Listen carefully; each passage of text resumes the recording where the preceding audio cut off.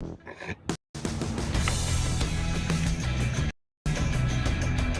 you don't got to switch me to switch. No, no, that's my position to see if I go too far over. Oh, yeah. See what I'm saying? I got you. So, yeah. I got you.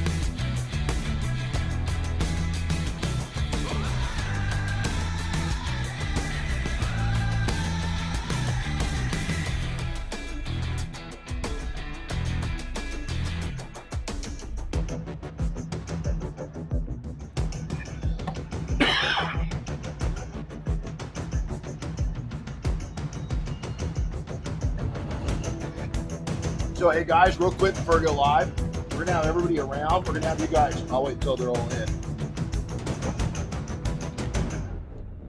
Is Victor sleeping again? We're gonna bring you guys all over here pretty quickly. We're gonna start. You can't get on phones. You can't set phones on here. We can't be picking them up. We're gonna bring you in and we're gonna have you guys just gather around us on the camera. Say hi, Andy.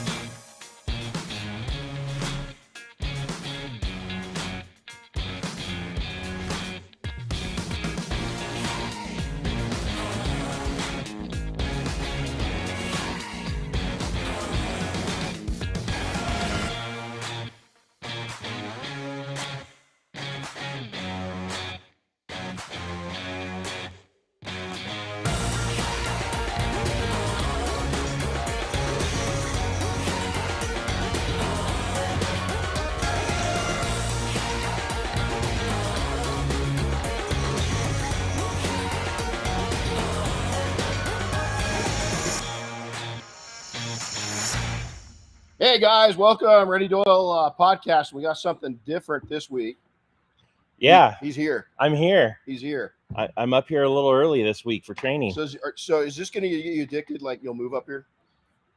You know, I know you want to go to Idaho, but this is close to Idaho. It's a little more redneck, I think. Oh, it's not. A little bit. Oh my God, you haven't lived in Idaho yet. Yeah, you wait. No, you like it up here. You look at the. Okay, look what. So Rich Canino, my best friend in the whole world. We go back to being kids together, right? He was in town, and we got together. I had a meeting for Mike Barnett, which you guys will see the book. He's a good friend of mine. Went to high school with him. Wrote a killer book. I'm coming out. Look, we talk about texting, and look who's got his phone. I'm checking the stream. Oh, working. Yeah. And so, but Rich and I grew up together, and last night he's a helicopter pilot. So last night we got together, and he drove the 911, and he's like, "Dude, can I really drive it?" I said, "Dude, you let me fly your helicopter. What am I supposed to do?" You know? Yeah, you're gonna get it. So we had a ball. I mean, it was just dang. And I think pretty quick. Hypothetically, so I did not break any laws while we're driving, but it does. I've heard it gets up to like 125 without much effort.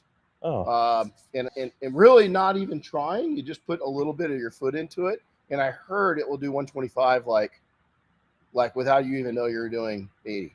I mean, like I heard it feels like when you're going 125 in that car that it feels like you're going like 75, 80 miles an hour. Gotcha. That's what I heard.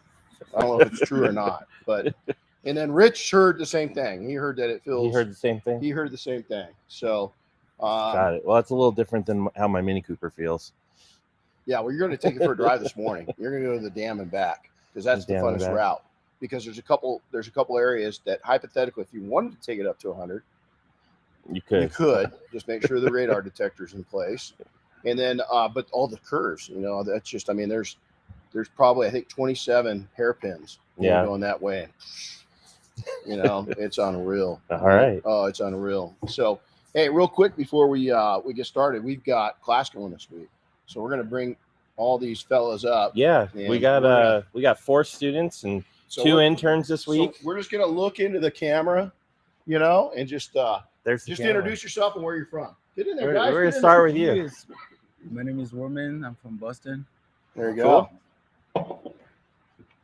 Domenico Caballero from Ohio. Who else you from? Come on. I represent Malco Products. There you go. Yeah, right on. Victor A., Brooklyn, New York. Very good. Mike Sharp, Winnemucca, Nevada. Winnemucca. If you guys have never been to Winnemucca, you should go. It's in the middle of nowhere, Nevada. Roger Sandoval, Laramie, Wyoming. Who else we got? Mike Howard, Spalding, Oklahoma. There you go. So Roger and Mike are interns, and Winnemucca. I love the name of that town. We actually when we drove to Idaho a couple times, that was honestly the highlight of the halfway point was getting to stop in Winnemucca and just say that over and over again. Winnemucca. Yep. It's also known as Bumfuck Egypt. Because it's out in the middle, right? Mike, you're from there. I mean, you live there. It's literally that's where it's. My kids and I didn't call it that when we went. No. Your son will now.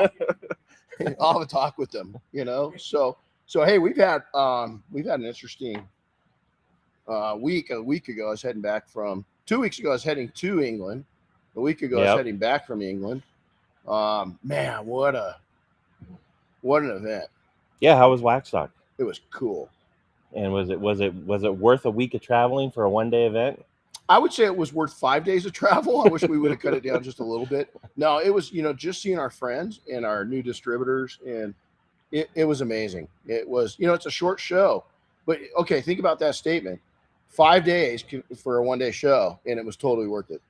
I mean, how cool is that? I mean, it is, and it's just cool to see and get an international flavor of detailing and see people. And God, I saw friends I haven't seen, my last trip over there was like 2019, 2018. Yeah, 2018, something like that. Yeah. So it was cool to see some international friends, and we got Hans on. He says it was great to see you. Hans, dude, he's a cool dude, man. And those things that you sent home for my family, those treats, they didn't make it.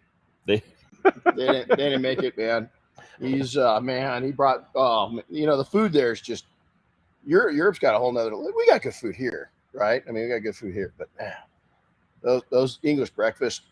It's different, right? We went to a restaurant the first night we were there, and we took and went with our pal John Hull, and we had the guys from. We had good people. I mean, from all over. The Rag Company guys were all there, but we just had so many great people. Well, we went to the Pheasant restaurant, and it's like this restaurant's like 150 years old. Yeah, it was first opened in 1880 something. Yeah, and it was just like the whole atmosphere inside was just like, it was incredible. So it's cool to, as a kid that never I got on an airplane to go play a football game in Hawaii, a commercial airplane for the first time when I was 17.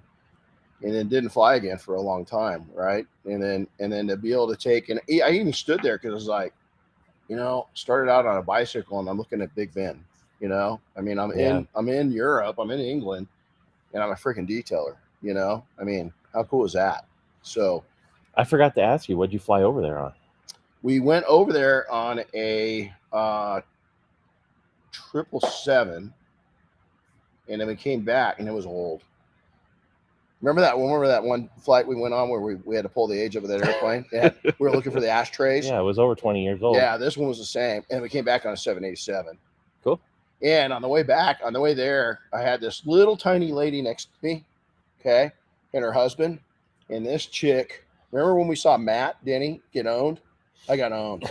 I got pushed out. At one time, she's sleeping halfway in my chair, and she didn't care. She just owned my seat.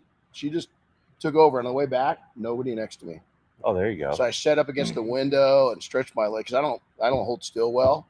And oh man, it was a cool ride. That 77, it's smooth. It's really smooth. It's really smooth. So I bet. But it was cool. It was a cool trip. So then we had Southern Detailers Conference. So Team Double Black went to that. We had fun there. And but Europe, I mean, seeing all our friends. While you guys were off working hard and traveling and all that, I stayed home. Yep. And I detailed my Mini Cooper for the first time in a long time. Really? Yep. So it looks good. I did a full 2-step paint correction to it, coated it with Legend. I peeled the old tint off the window so I can get ready for new tint. I applied new vinyl stripes to the hood and the trunk. Yeah. I went to town. I even ordered new parts that didn't come yet, but they're going to be there when I get home. And then you didn't even drive it up here. I didn't drive up here. It's too clean. Oh, come on. Come on, man. You got to drive that thing, man. You got to drive that thing.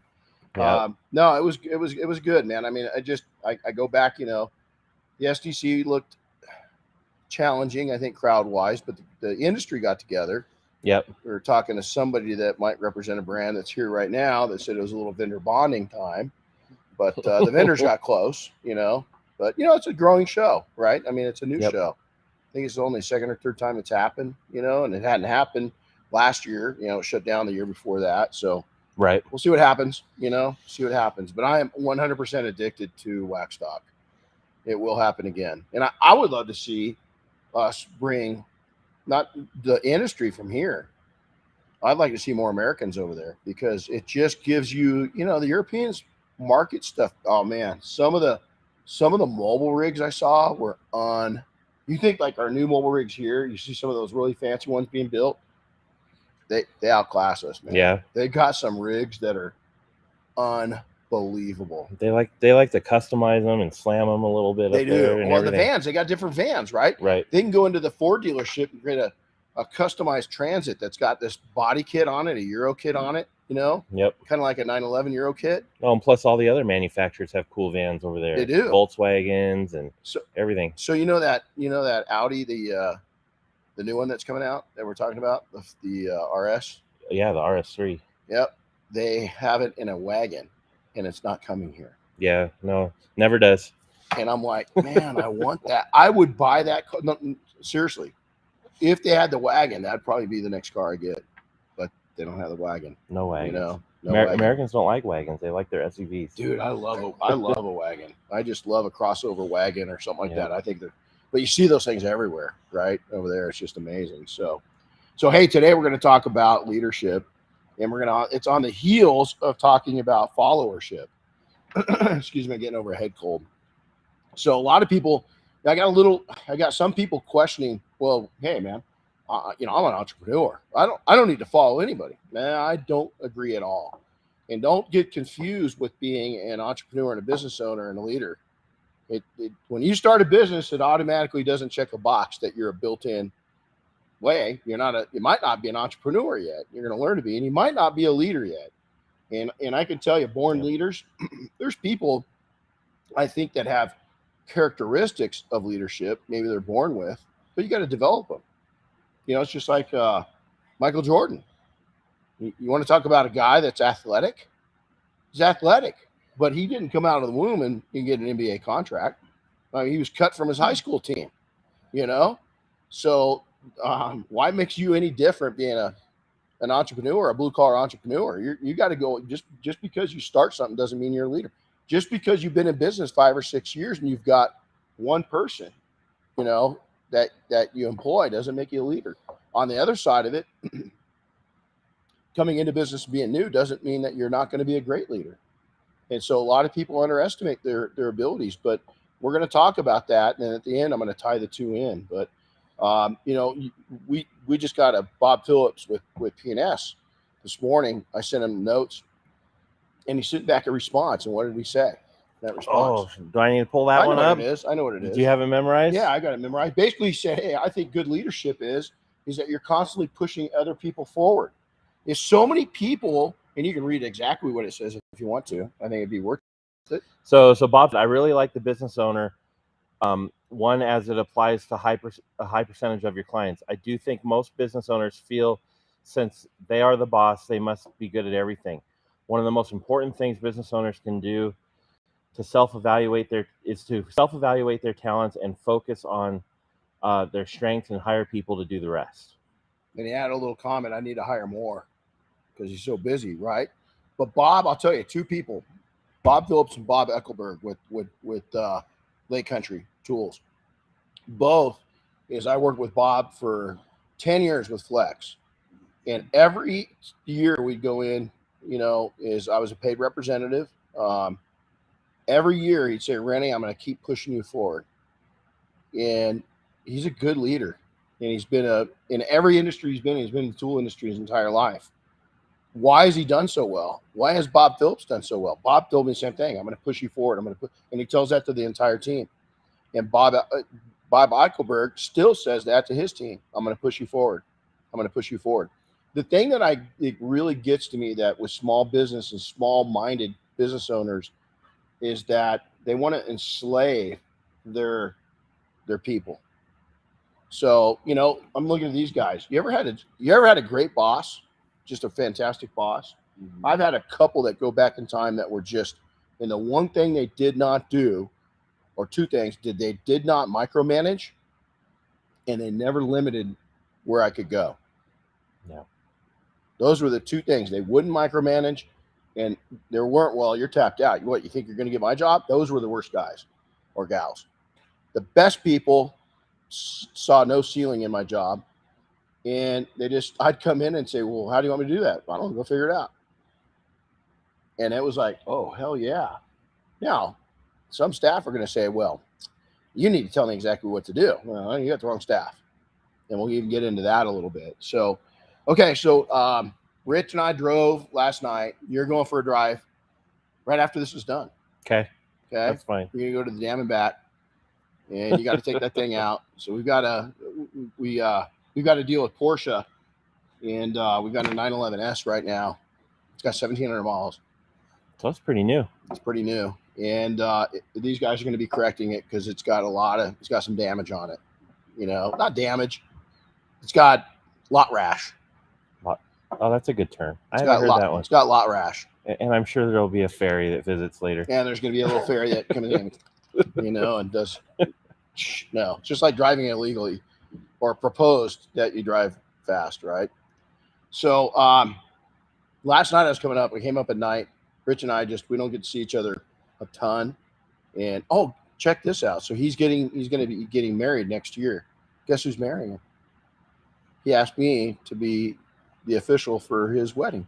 Oh, that's something new. That's something new for your resume. No, I married our son. You've done it before? Yeah. Oh yeah.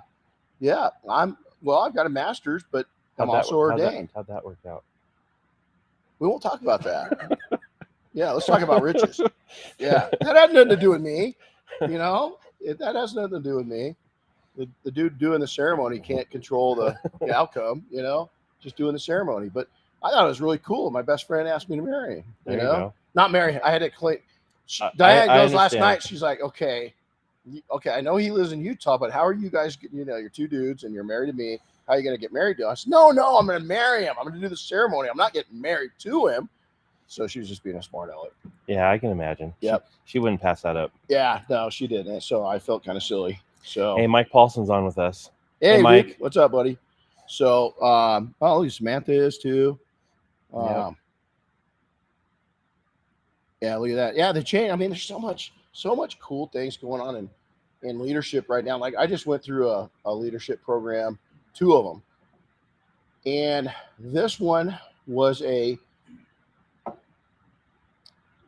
high volume of information coming across to us with lower stress, meaning they weren't screaming and yelling, but what they're doing is just throwing a lot of knowledge at us. And their feedback was that the scores were much higher and the class continuity was much better. And so, at the senior level, right, we've all been leaders. We're all 20, 30, 40 years into the leadership. But I took so many pages and pages and pages and pages of notes, is that here I am, 40 years into learning to lead, and I'm still learning to lead. And that's the ideal part of this, is that a lot of us listening right now are serious A types, is that we're driven. Now, A types come in different varieties. We might have some of this in front of us. You got the louder, more outgoing, types. I wasn't always that way. That's developed. Highly distracted. I'm talking about, oh, look at the kitty, just look at, he looks, Okay, driven A-type personality right there. We just found out. This side of the room didn't look, one side of the room did. So we know who's what. So I feel your pain. There you go. I'm with you. Chris didn't look, none of you guys are freaking stone. You guys are like rocks. You're mush. You just immediately turn towards the kitty. And that's okay, because I even said it and I still looked. So, but A-types come different. I worked with some great leaders within the military in search and rescue. They're very quiet. Matter of fact, a lot of people wouldn't consider them A-types. They look like they're pretty mellow, pretty snail pace. They're not. They're just not vocal about it. They're very quiet about it. And then you've got people that are middle of the road that get loud when they need to. And they get louder the longer they work with somebody, Sometimes. So you also have got different characteristics of leadership that stuff gets to them. You've got leaders that don't give two shits. They're rock. They're solid. I don't like working with those people because they usually don't care. Okay. Then you've got the kind of balanced leadership, and then you got the real emo leadership. Chris and I both we're in the middle. You can get us over to the real emo side because we really care about what people's opinions and concerns are. We don't like failing people. We don't like feeling like we didn't give our best, and it bothers us. I think that's a power. Now, if you're on the other spectrum where everything completely sends you under the table because you think everything's gonna be an earthquake, and it's a 9.0 that's gonna hit, and you're diving for the table every 5 minutes, there's a problem. Yeah, that could be a problem. So I like a little bit of balance. I like somebody that's got enough emotion involved with relationships to where they can listen, but they know when to. Sorry. We talked to these guys about silencing their phone and not being a distraction. I set an alarm days ago so I could check into my flight tomorrow. I'm glad that's a priority. Well, he's turning red. It should be. It should be. Red. So, don't confuse being a good leader with being a business owner. Don't confuse being a good leader with you being an A-type personality. The leadership abilities, leadership qualities, leadership skill sets, you can never, it's a diminishing skill set. And if you've only got one person, are you a leader? Yeah. Even if that one person's you and you're working in your company, you've got to lead you. You've got to lead your customers down a road that you want to lead them. You've got to lead your local market down a way that perceives you. How are they perceiving you? Those are all leadership skills. Now, that changes when you start getting staff in there. It changes is when you get involved in a group. These guys are all just coming into the mafia, the detail mafia. It changes when you come into the industry. You're in an industry already. How are you going to lead in that industry? Are you going to lead by good example? Are you going to lead by heavy-handedness? Are you going to lead by, we're going to talk about screamers. We're going to talk about greed leadership. There's a lot of greed leadership out there. We're going to talk about what that is and what it means. How are you going to lead? What's the example that you've had in your life? Have you had, my grandma, my mom were I would say my grandma was a leader. My mom was, she played a different role. I think my grandma was definitely hardcore Italian, and she definitely led. But she didn't lead with a lot of soft emotions.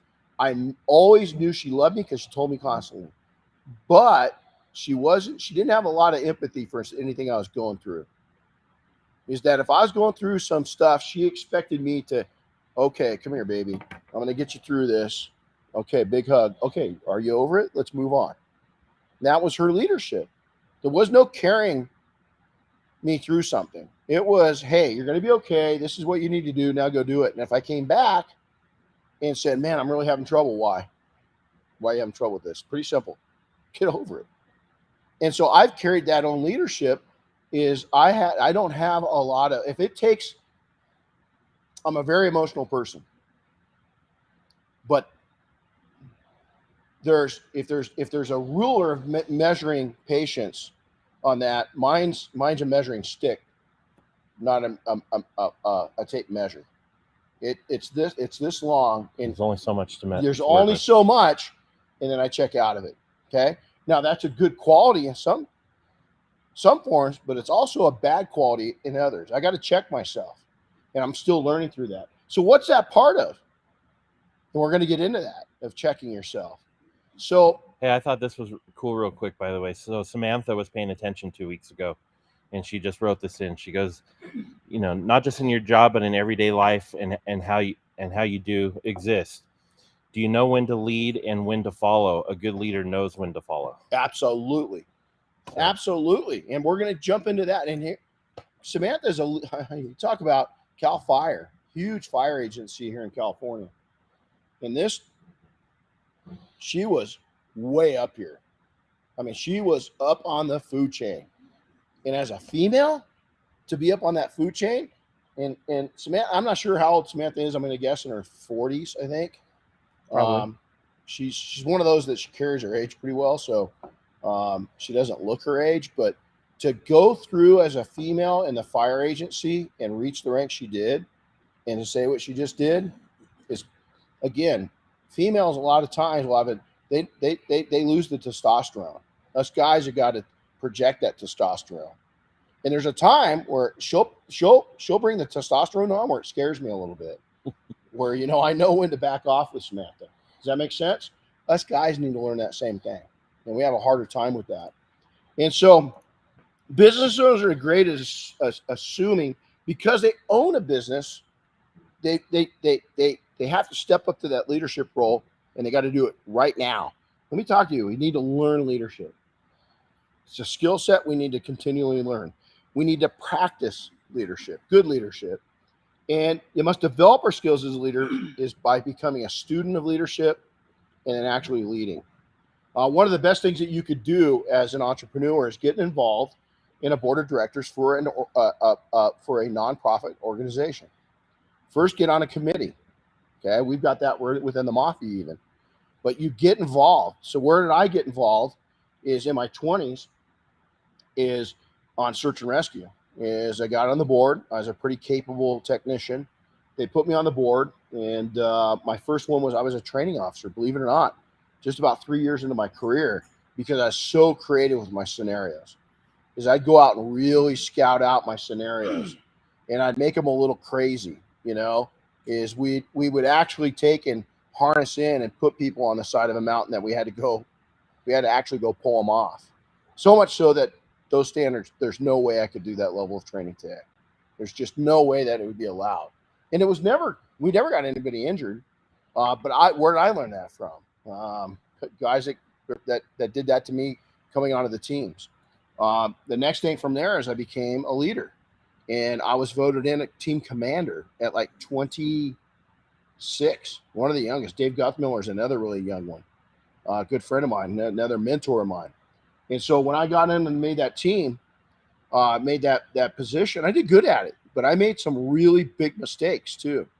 Is that I quickly realized that as badass as I am on the mountain, I'm not quite as badass at leading people on the mountain. And matter of fact, at one time, I was on a mission, and I damn near could have got everybody killed. And we had somebody else come on scene, somebody that was, pretty high ranking. They didn't step all over me. They just pulled me aside and they said, hey, this thing you're about ready to go on has got some FUBAR points, right? You guys know what FUBAR is? We'll talk about it after this. I'm going to get in trouble if I say it. It's the F word, up beyond recognition. So the F word in that. So he says, I don't want to step on you, but I'm going to step in. Here's what's wrong with this. And as he's talking, I'm shutting up. I'm listening. Okay. I'm a follower. Technically, he outranks me, but I've got final say, right? Two things could have happened. What could I have done? I could have just had my pride in the way, my ego, and just said, hey, no, I'm the commander. This is what we're doing. So I listened to him, and I went, the two words came out of my mouth next, oh and shit. Okay? The next words out of my mouth were, what would you do? What did I just do? I learned. And what did he just do? He didn't make me look foolish in front of a whole bunch of people. He trained and mentored me. So I said, hey, here's the deal. Guys, get in here. Bob's going to take and run us through. He's got a good plan. We respect him. You guys all respect Bob. I respect Bob. He sees some things I didn't see. He sees some things that you guys didn't see. We're going to go off his plan. Bob presented his plan. I said, you guys feeling it? They're like, oh, yeah, we like that a lot better. I could have easily really screwed up at that point.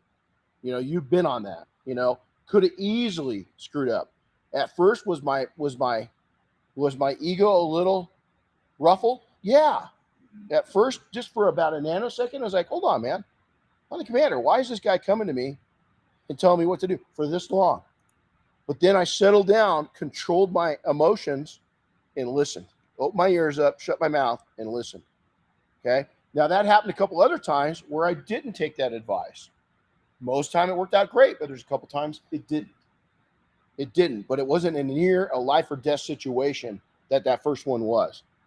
And so statements I hear that I want to address right now is, I'm only a one-man shop. That's okay. You're going to lead your customers to you. You're going to lead your customers to the right decisions. You're going to lead your entire market to a new level of detailing. You're going to take and lead the industry locally. You're going to become a leader within your local community of small business. You're going to become a voice of small business. You're also going to become a voice of showing people what detailing truly is. They probably haven't seen your degree of detailing. And if they have, it's been a small exposure compared to all the bad examples. So you're going to be a leader. Don't think that because you're a one-man team, you can't be a leader. You can, but you got to develop your skills. I have a small staff. Most of us do. I had a staff of 30 plus. That's a small staff. Now, when we got to the mafia a few years ago, 100 and some strong, I sat down and I analyzed everything. I looked at everything and I went, this thing's going out of control. And why is it going out of control? Because I don't know how to lead an organization this big. I've never done it. I didn't know how to lead an organization of 30 people. How am I going to lead an organization of 100 plus? And so I went to people in the group that did.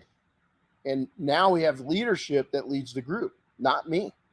I'm not that person. I can influence, but me by myself, that span of control, to put it in military terms or EMS terms, span of control is out of whack. I'm used to taking and having strong one-on-one influence with about 7 people. Okay, so underneath me, I've got 7 people that report to me. They each got probably 7 to 20. Now, my boss has got 300 and some. But you know what? Who's got his ear? Me and a couple other people. That's it. Not all 300 and some report to him. Does that make sense? And so you've got to get that under control. I have multiple locations. That's okay. I want multiple locations. Okay, 1.5. Let's talk about half. I have multiple locations. You better have a serious leader at each one of those. Because if you're trying to be the key leader outside, not have that ain't going to work. You got to have somebody that's got your ear from there that really is an outstanding leader that you trust, and you give total control of that business over to them. I want multiple locations. Okay, that's great. I did too. The downside of that is I wasn't ready to give control up to those locations is I wanted it my way, exactly my way. It's okay to have an SOP. It's okay to have systems and processes in place. The problem is that a lot of people aren't willing to relinquish control of that over to somebody else to run it for them. Are you ready for that is the question. And lastly is that, how do I find people to hire? You shouldn't have to find them. They should be finding you. Yeah, we've talked about building up your culture in such a way that you're attracting people. That's it. And so as you attract people, is we used to put, I remember the first couple of years we're in business, we put a help wanted ad out. And man, it was a bad experience. And I said, hold on. How do we find people in the military? How do we find people in search and rescue? How do police departments, fire departments find people? You don't see ads out there too often for those jobs. You do. There's recruitment and stuff, you know. But what does the military do? Depends right now. The Army's not doing it. I'll tell you one of the biggest ads for the Navy right now, Top Gun. It was when it came out in '86, and it is now. You look at a promotional, what is that? It's a sales tool. Well, make your job look cool. Who are you going to attract? People that love cars. Tell them. Who's the Navy attracting right now? People that want to become fighter jet pilots. Who are they going to get? The majority of people are going to be the guys that are launching those, the men and women that are launching the airplanes, the men and women that are working on the airplanes, and the men and women that are working on the ships that launch those airplanes. Because you got to remember, I can't remember what I used to know this a few years ago when we were sending a lot of people off to war, but I think it's for every foot soldier carrying a gun in the field, it's like 10 soldiers that run support jobs. That's massive. Think about that. On an aircraft, it's probably 10 times that. Yep. It's probably 100 to 200 people. For every one of those pilots, there's probably 1 to 200 airmen or sailors doing a job just to get that one pilot off the deck of that aircraft carrier. Because who's steering the ship? Who's making the meals? Who's doing the laundry? Who's cleaning the toilets? Who's working on the airplanes? Who's fixing the tires? Who's cleaning the decks? Think about all those things, okay? That's all got to come into your mind. And here is the other thing. Do you know what I was doing before this class came in? Cleaning toilets. Guess what I've done twice since you guys have been here? Went in and tidied up the toilet. You guys are actually pretty clean, you know? We don't have any serious leakers, you know? But I enjoy that. Is that I like to have a tidy place for you guys to go potty, you know, and myself. I like to have a clean restroom. I love going into a facility with a clean restroom, whether it's a restaurant. I won't name it. I walked into a restaurant not too long ago. I went into the restroom, and I'll never go back. I'll never go back to that establishment again because the toilet was it was nasty. Well, their employees are using the same restroom, right? Yep. My food, them, no, not going to happen. Not going to happen. So how do I grow big? First off, you got to attract the people. Second off, you got to be able to lead those people. Third off, you've got to develop leaders under you. And sometimes those leaders are going to be advisors. That's what he is to me. That's what Diane is to me. Is only Bob. Bob's got the president of the United States. I don't care who he is, who she is. I can't wait to get a female president. I'm ready for that. The right one. The right one. The right one. I got a couple of mine. He or she's got advisors all around him. All around him. He or she doesn't make that final decision. The Prime Minister of England doesn't make they're getting intel from everywhere. They've learned to be followers when they have to follow and then lead when it's expected of them. They've got to come out and make a decision and lead. But they step back and follow the experts that are around them, follow their advice, then step forward and use the information they gathered, the intel they gathered, to make wise decisions or the best decisions they can. So let's go off of this, is skill sets of true leaders. Selflessness. You can't be self-serving. You have got to take the worst leaders I've seen And unfortunately, I know some right now in business. They're not good leaders. They're horrible at it. And unfortunately, what do you guys think they think of their leadership skills? They think they're the biggest, baddest mofo leader that's ever walked the planet. Okay, and you can see them from a mile, at least I can now.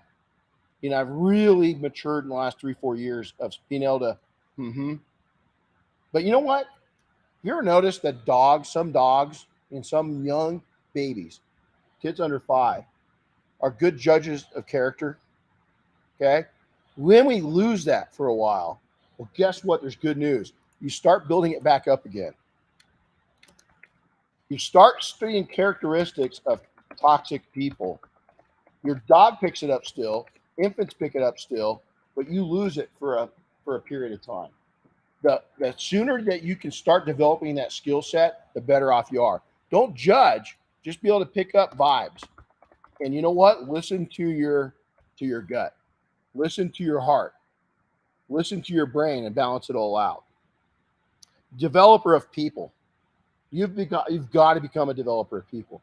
Hire people on with the idea that they're either going to do 2 things. They're going to stay at your company a long, long time. You're going to give great opportunity. You're going to build them up a leader, or they're going to go into business for themselves. If that doesn't happen and they just go get another job, you've prepared them to be a better employee for somebody else. You've given them the tools to excel within their lives and within their careers.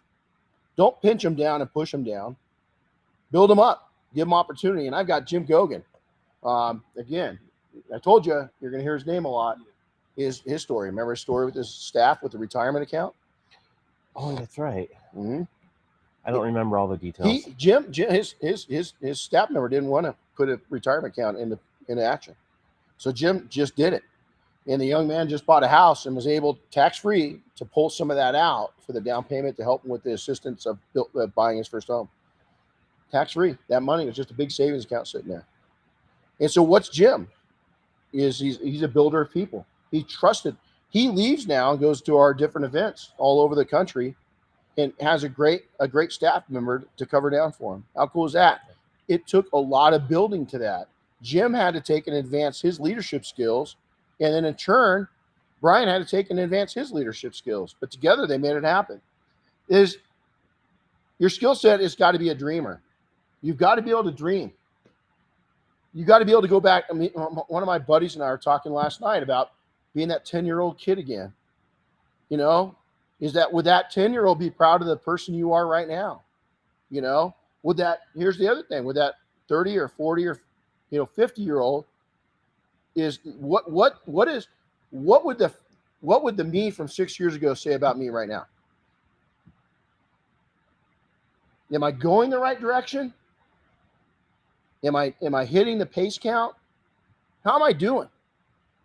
Ask yourself that occasionally, because you know what? Did the 10-year-old you want to be all bound up? I can tell you, man, the 10-year-old me had big ideas, and it was all fun-based. And last night was part of it. Was out with my buddy, driving a car, allegedly could have been a little fast. But what's fast? 2 miles an hour over the speed limit. Be a visionary. So a dreamer, hold on. Isn't that what a dreamer is? No. A dreamer's thinking big. A visionary is starting to plan it out. Okay? Starting to see the pieces come together. You guys see a board over here with all the mind mapping. That's not my dream board. That's I already dreamed all that stuff up. That's starting to visionize it. That's starting to put it all together. And then an executor. Okay? Reality. I've got 1 million ideas a day. Can only execute on so many. At least 1 million. At least 1 million. And I love it. It's what feeds me. Probably drives him crazy because we did the disc report.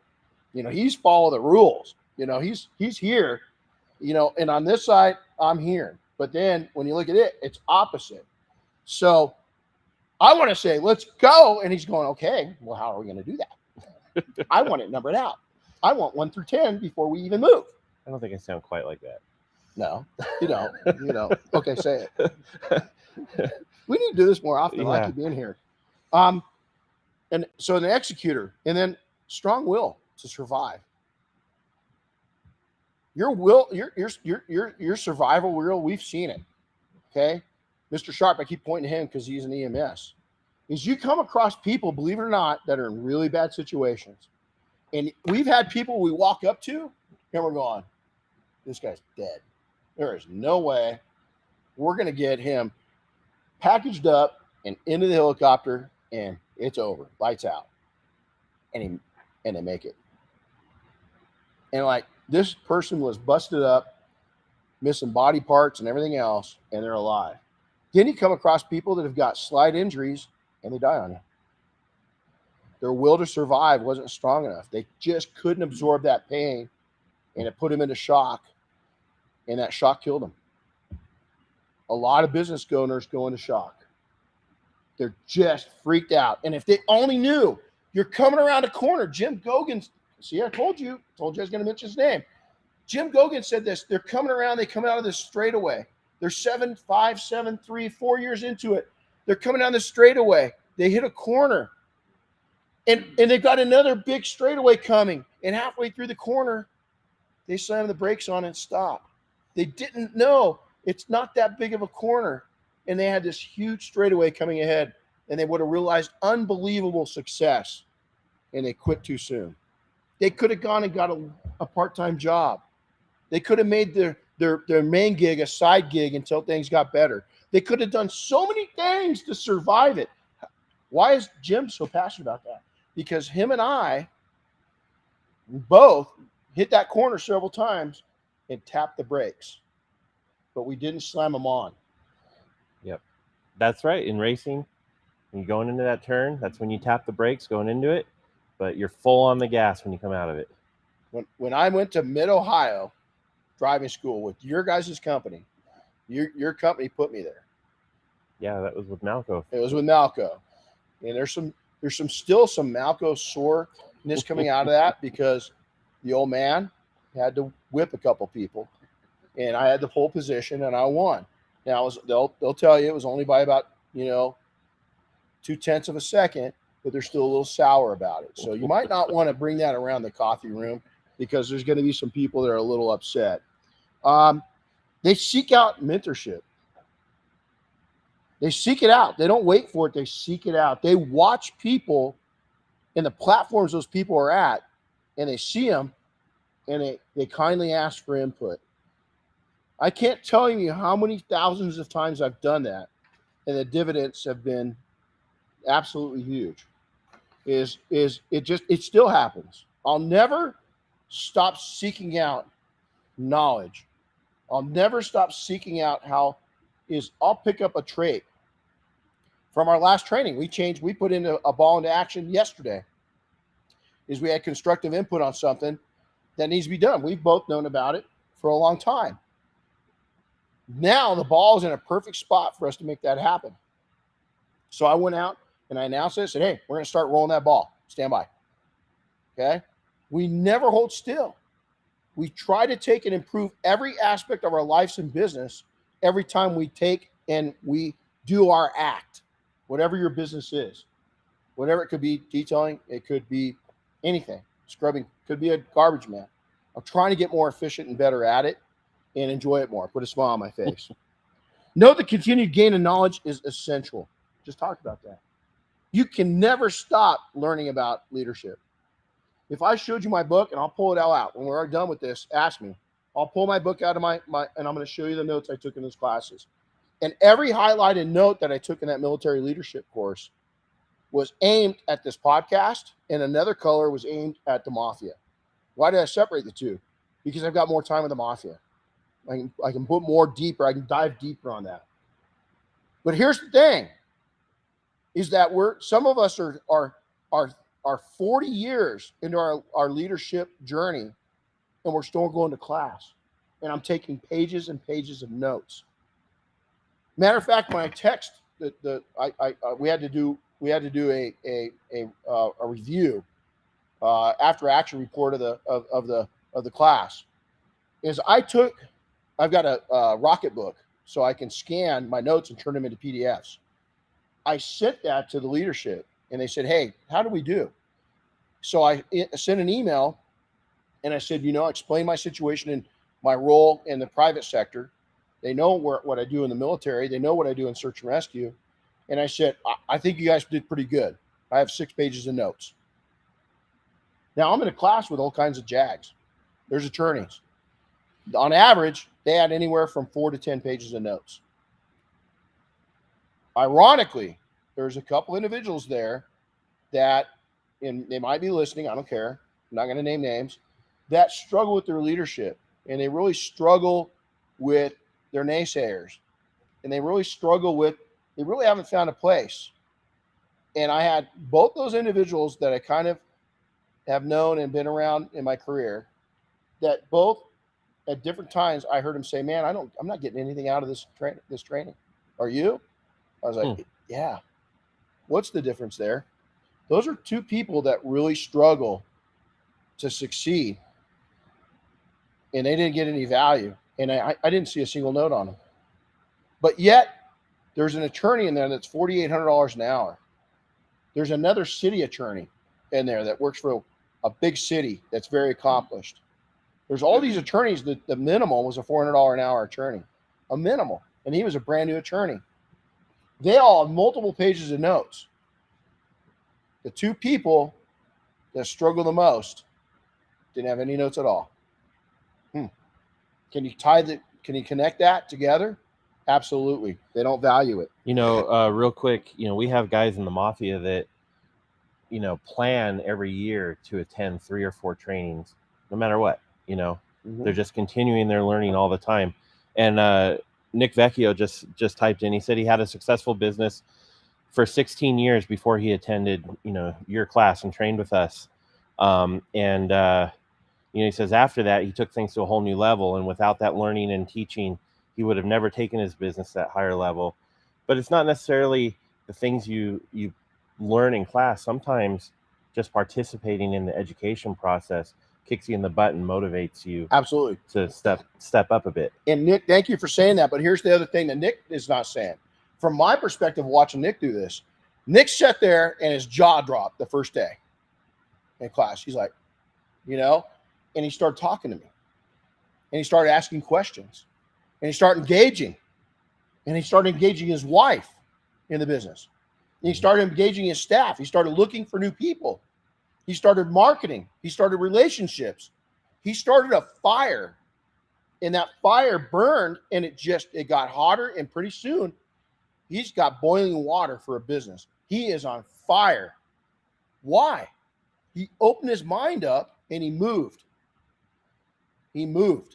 16 years in, he's seeking out more. Now this guy's on fire. You can't give him enough. No, he sits there and he's just taking shorthand. He's on this every single time, practically. He's on our private events.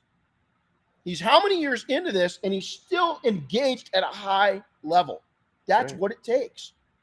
You can't take Jim Gogan. I told you, you're going to hear it a lot. Jim Gogan developed so much of what I teach, yet he's a student of what we teach. Do you hear that? Okay.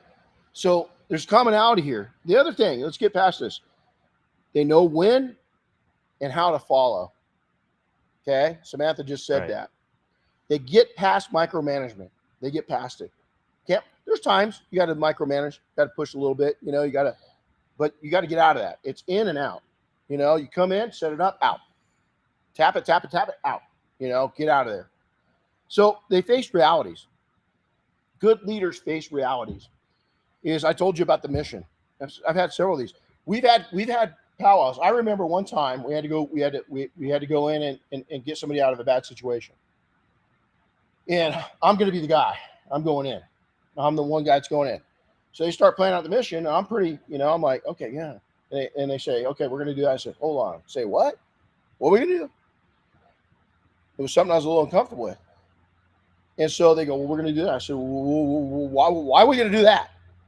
And they're like, well, we think this is the needs, this is the mission, this is good. We're going to be successful at. And I was like, okay, so what's the danger level on this, man? GAR report. Okay, green, amber, red. I like green and amber. We go into the red stuff and they say, oh, this is definitely red. We're not going to get out of it, but you're the only one big enough that can take and pull this dude out of this situation. None of us are. We'd have to send 2 down. We can't send 2. And I was like, okay, let's go. And I went, set up. I double checked everything. Guess what? Success. I listened. I was going to lead, but I had to listen, and I trusted, and I didn't micromanage. And it actually turned out to be pretty successful and not too gnarly. I mean, pucker factor. I didn't poop for about 3 days, but I came out of it and I was okay. Now, did that expand my comfort zone? No, it expanded my trust in my team. I did not and still don't want to ever do that again if I can help it. But I know now that team can make it happen and happen safely if I trust in them. And then I look at everything. Okay, I looked at everything. Your strengths, your weaknesses, your abilities, and your needs. What are your needs? Here's some real realities I see. People are lacking real experiences. You know what can change that? Mentorship. Financial savvy. A lot of people just aren't business savvy. They just don't know what a P&L is. They don't know what they're looking at in a P&L. They don't know the questions to ask their bookkeeper or their accountant. We had a powwow with our accountant and our bookkeeper and our CPA just a couple months ago. And we kind of reformed our organization a little bit. We sit down for what was supposed to be an hour meeting for almost 3 hours. And at the end of it, our CPA goes, wow. And I said, okay, what's wow mean? I don't like wow with the CPA saying wow. It can go one way. She goes, no. I got to take and delay. We're going to go ahead and prepay your taxes. I'm going to review your taxes for this year. I've got such a better understanding of what you're doing. You just saved yourself about 10 grand. I had no idea about this. He just talked 6-8 months ago. Now, was it that she wasn't listening? No, I wasn't saying. I never felt I wanted to impede and share that much information by basically demanding that I pay for it, but by demanding her time is that what we did is she got a better understanding of our financial situation. In the long run, she said, this is probably going to take and save you over the rest of your career 7 figures. Save. It's not what about you make. It's about what you spend and what you save. And when you get into business, taxes are part of that too. We got Ricardo at BMR Auto Detailing in Utah in our group. He knows his strengths and weaknesses, and he's decided to go back to school. He's going to school at the local college just to learn some of those business accounting classes, so he can understand his profit and loss statement and all that kind of stuff better. He wants to make sure that he's on top of it. I say this all the time. I've got a dashboard right on my phone that my CPA and our accountant built for us, because 2 years ago, remember that discussion? I said, I have no idea. This is my weak spot. I have no idea on a weekly basis of what the hell is going on with our finances. There's no way I just got a way to look at everything in one spot. Is there some way they can do it? And our bookkeeper goes, oh yeah, I can make you a dashboard, kind of like a car. So, she knows me, a car guy. I said, cool. And she goes, you'll have a speedometer, a tachometer, a fuel gauge, temperature gauge. And you know what? She built a damn report that I look at every day. It's live. She took in, mad scientist, plot everything. And it does. It looks like a damn car. I got, my fuel gauge is here. That's because she knows that freaks me out, right? Poor kid. I don't want to ever go back to being poor. So my fuel gauge, man, I want it 3/4 to full all the time. So I can go in and every once in a while I'll dip. And what am I doing? Hey, why is that down? Oh, this, and this. I was like, okay, cool. But I've got a whole gauge that I can look at that allows her to micromanage my finances without her and I interacting. And it's daily. And have you heard me complain one bit since then? I don't think so. No, not at all. I just go in there, I look at it and go, oh, good. Okay. Now, some days I'll look at it and go, oh, and then he'll get a call saying, hey, he doesn't see the backside of it. Diane does. I see all this, and I just go to them and ask 2 or 3 questions, and now I see why something's happening. Does that make sense? It's a huge benefit. Again, lack of people skills. I mentioned Toastmasters. It's a public speaking. You want to build up your people skills and your ability to communicate. That's one of them right there. Lack of capital. Okay. I talked to one of the founders of used to be Price Club. Okay. Now it's Costco, right? this guy transitioned over, is one of the things he said. I said, what's one of the biggest challenges? He asked me, what's one of the biggest challenges of small business? And I said, payroll, every couple of weeks, man, it's tough. And the cash flow. And he said, well, why? And I said, well, we've got delayed, payments. We've got credit cards. Everything's hitting at different times. So it's really tough to manage 30 some paychecks. I said, what about a big business like Costco? And he goes, same thing. Payroll. We take a line of credit out every 2 weeks to pay for our payroll. And he said, we probably don't need it, but just in case. And he says, we put it in there. We get our payroll out. Everything balances out. We pay it back. And he says, it probably costs us 10 grand every time we do that. But it makes sure that our capital, our cash flow is going. Now, I don't know if that's the same. That was 20 years ago. They probably bankroll it pretty easy now. But it's still a concern even for a big business. And a lot of us, our small business, we don't understand that. I love to hear that Ricardo and people like him are going back to school to learn the finance side of it, because cash flow is everything, steady cash flow. You don't want this happening. And so it's huge. Reinvention.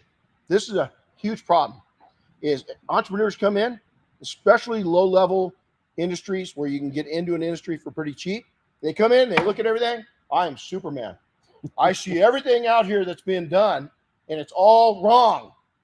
I'm going to reinvent it the new way. Now, we kind of did that when I came back into it. Our industry, car care industry, is not even the same as it was 20 years ago. There are so many people that are doing it right and are fine examples. Back then, you got to remember, man, we were like going back to the ancient American tribes. I'm talking to Jim Gogan via freaking smoke signals. There was no internet. It just was coming in.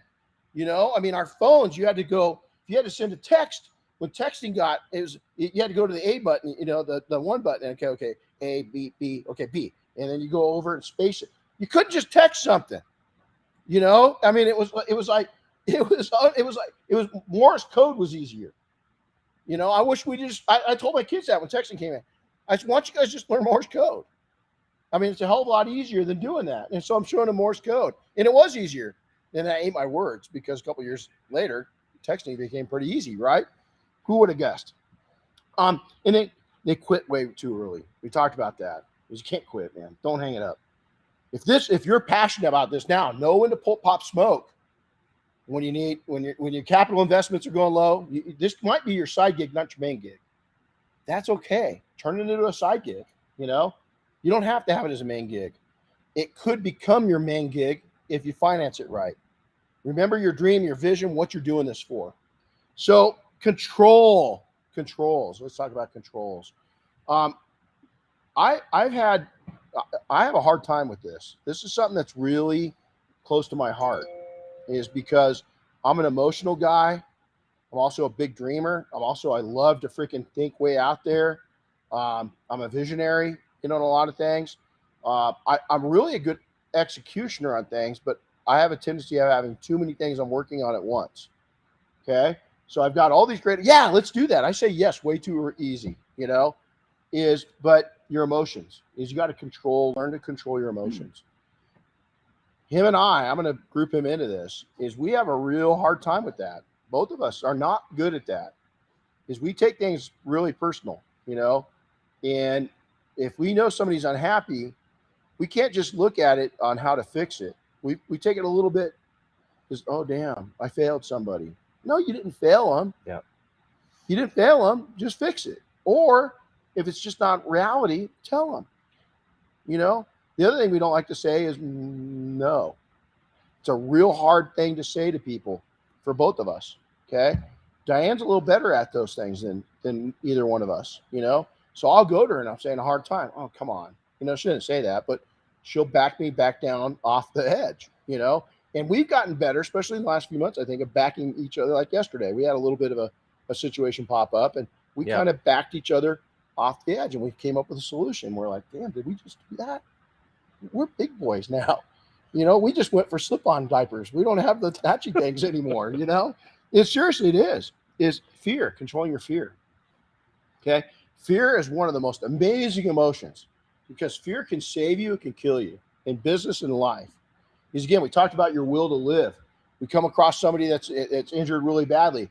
If their fear level is just spiked and you can't calm them down, they could die just from that. Business is the same way. If your fear level is so spiked that it's paralysis by analysis, and you just keep analyzing, you just keep running through the what ifs, all of a sudden the entire pack just ran by you, and you're never going to catch them. Is that I'll never forget Harley Davidson came up with a commercial years ago, and there's a grandpa sitting there with his grandson, and there's a motorcycle comes by, and his grandson says, "Granddad, did you ever have a motorcycle?" And he goes, grandson, wind in my hair and going out on the open road, seeing America, on a motorcycle, nothing like it. And the grandson goes, "Did you really like it that much?" And he goes, "Grandson, I had to buy siding for the house. I never had a Harley Davidson." And it ends, and you can procrastinate until you're dead. And you just can't. You've got to move at some point and stop analyzing it. You got to control your thoughts. You got to control your doubts. Again, real hard for somebody. I always knew I could do things. A lot of my life, and still it hits. I don't feel I deserve it. What kind of BS is that? Why don't I deserve it? My ideas aren't that crazy. I have no intentions of ever being a billionaire. Never have. Is that bad? I guess billionaires would say, yeah, that's horrible. Too bad you didn't think that way. You could have been. I'm okay with that. I'm not there. I'm just not. But there's other things I could have achieved if I would have had a little better outlook. We were sharing yesterday about a good friend of ours. I won't mention this guy. Might not have the story 100%, but he ended up getting a 911. It was kind of his life car, and he picked it out the color he wanted, and he picked out the accessories he wanted, and he got the exact car, and it was just slightly used, which was a little better because it saved him a little bit of money. But I thought it was really cool that he tied it into a goal, and that car, not his last car, but it was his supercar, so to say, a 911. I think it's an S. Yeah. Is that car kind of surmised and it was going to be what he grew, him and the car would grow old together. That's kind of a cool goal, right? So Chris was saying something the other day, and he said that. He goes, well, maybe that's your goal. That's your goal car, and what a cool way to look at it, right? And I do. I envision, I go look at, I don't want to, I'd love to have a Ferrari, but it'd be a helicopter. Okay. Procrastination, spending, and ego. Okay. Now the spending and ego usually go right hand in hand, believe it or not. Is that, there's a lot of people out there that have these mega shops, and their ego is going to be corrected here as the economy corrects itself.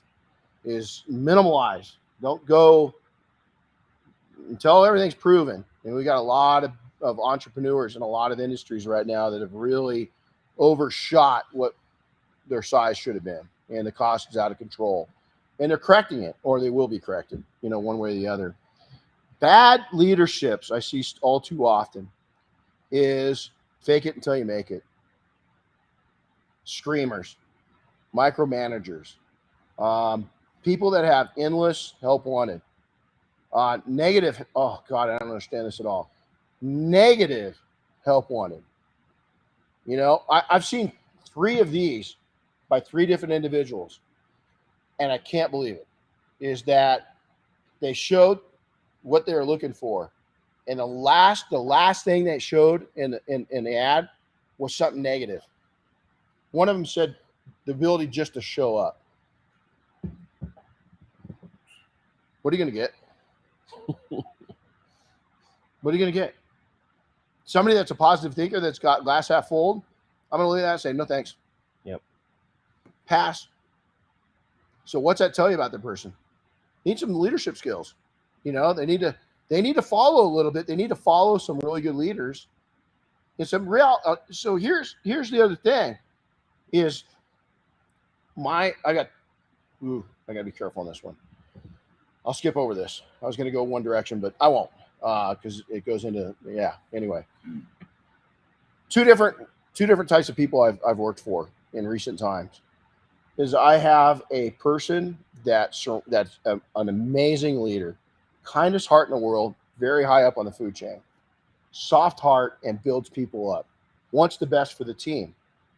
but is not real good at being the bad cop when he needs to be. So what has he done? He is surrounding himself with individuals that are also good leaders, but can spew out the bad cop when needed. So is he a good leader? I would say absolutely, because he builds people up so good, but he knows when to let the bad cop loose with us. Is he'll come to me and he'll say, hey, you know what? Can you go and maybe do this? And he's not telling me to do anything. He's got a great warm soul. He knows that there's times I don't, and I'm okay letting loose on some realities.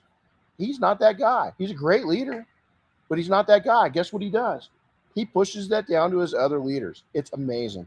I absolutely love working for this individual.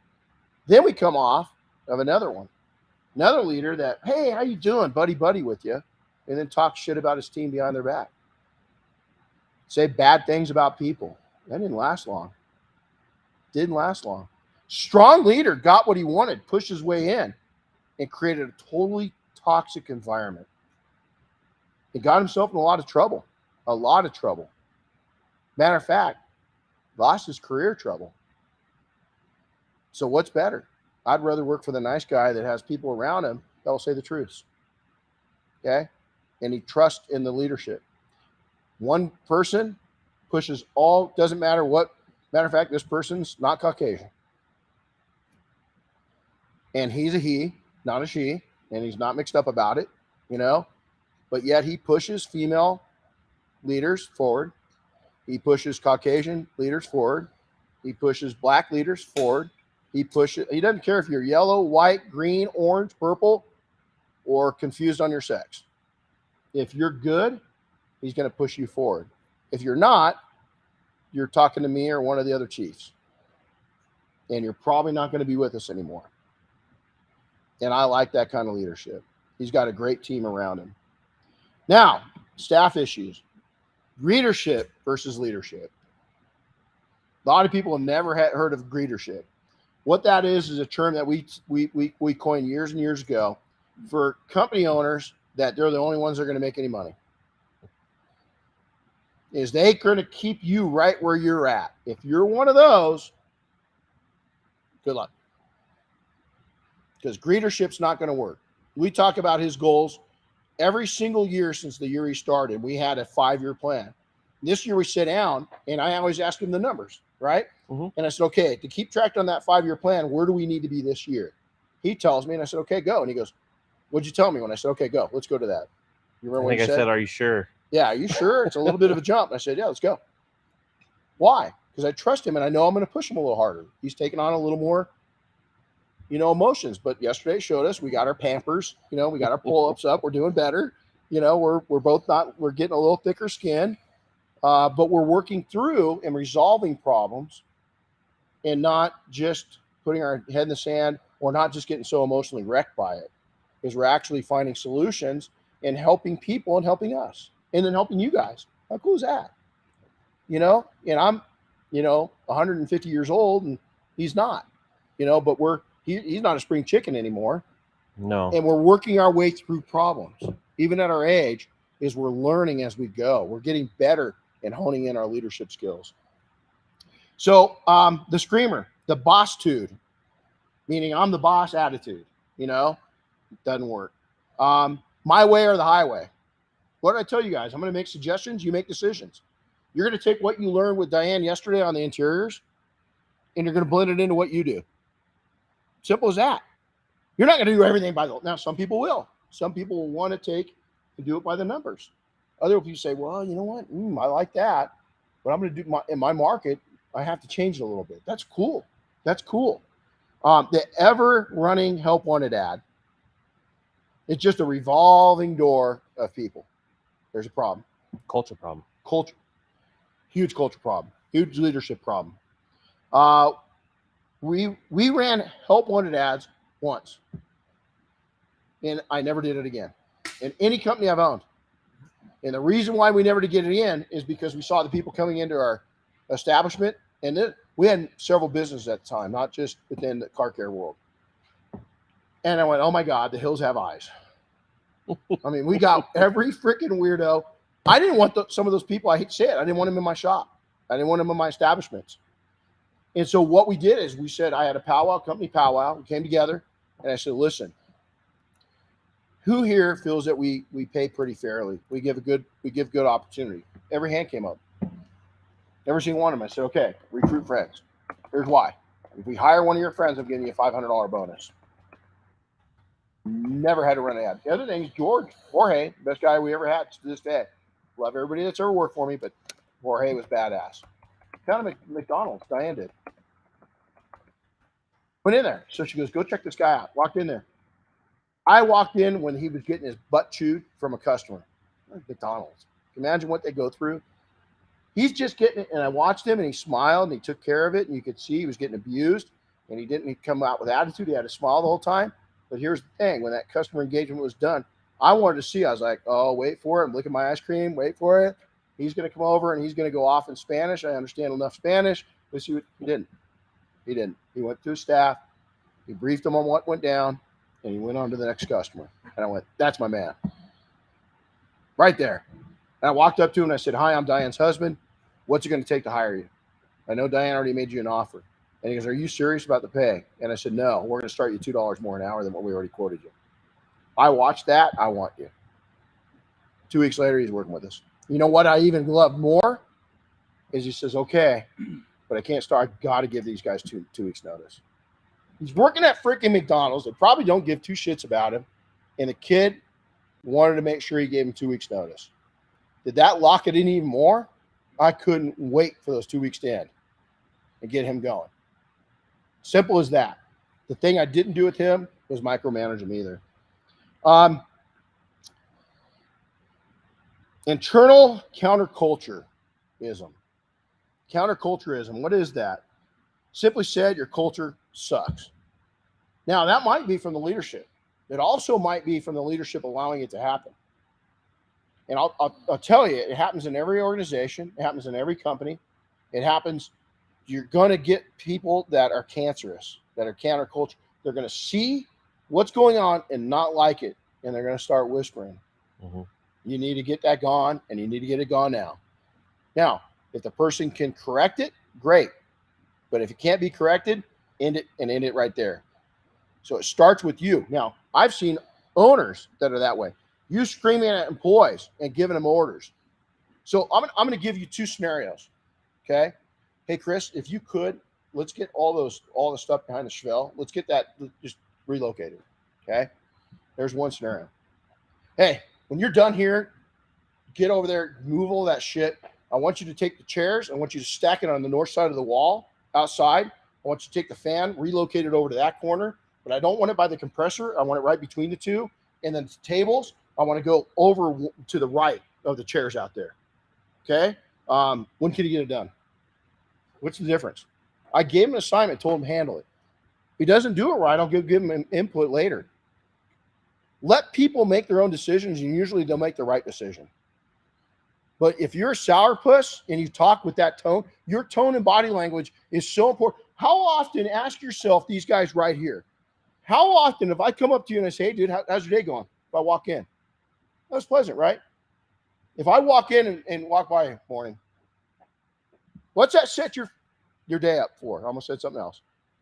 What's that set your day up for if that's your boss walking by and acting like that?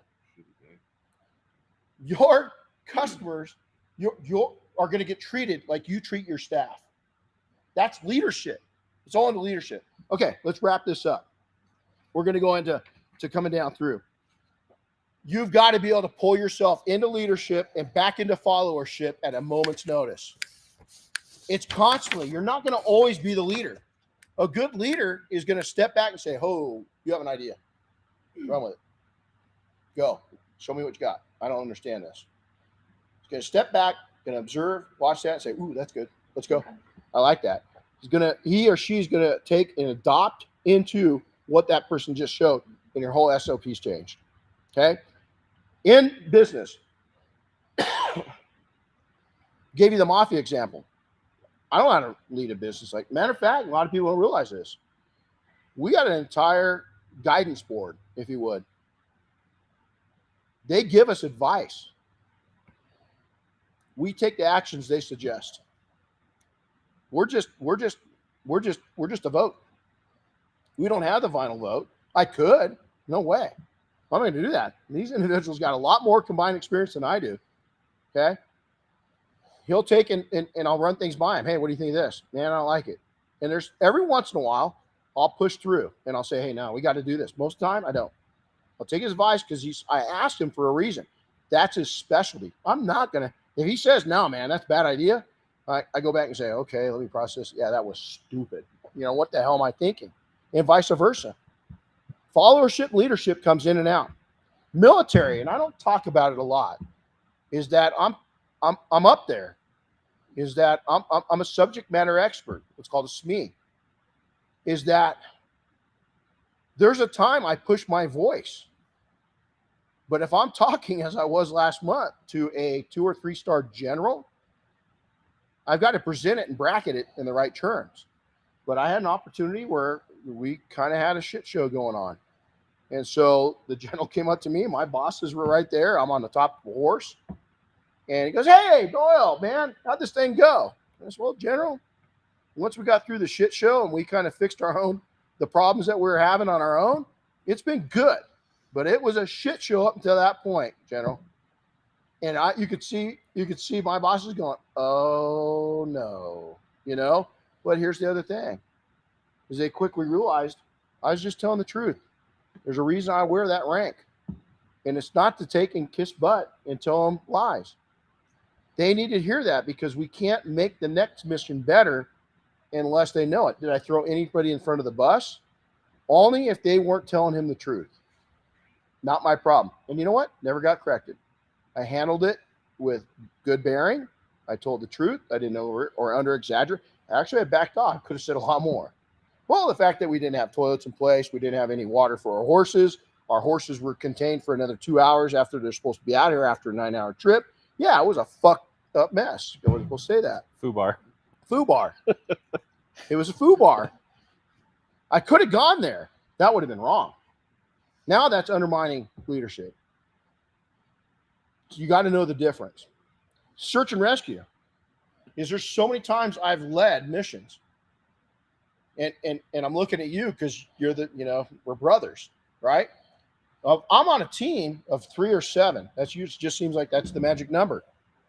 Is that I've got my comms guy. I'm not going in his or her business. I've got my technical person. I'm a rope dude. I'll make a big knot that will not break. But if you want me to set up a Z line, I can do that. If you want a 9-point Z line or what do they call that?